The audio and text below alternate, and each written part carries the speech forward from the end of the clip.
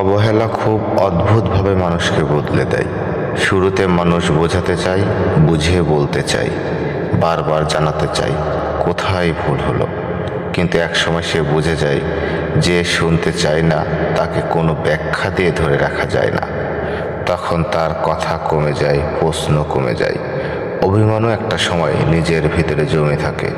যে মানুষ এক সময় ছোট ছোট বিষয়েও আনন্দ দিয়ে কথা বলতো, সে যখন চুপচাপ হয়ে যায় তখন ধরে নিতে হয় সে হঠাৎ এমন হয়নি।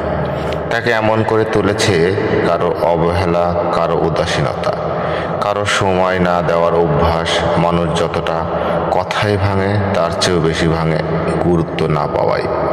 তবুও নিজের চুপ থাকাকে অপরাধ ভাববেন না।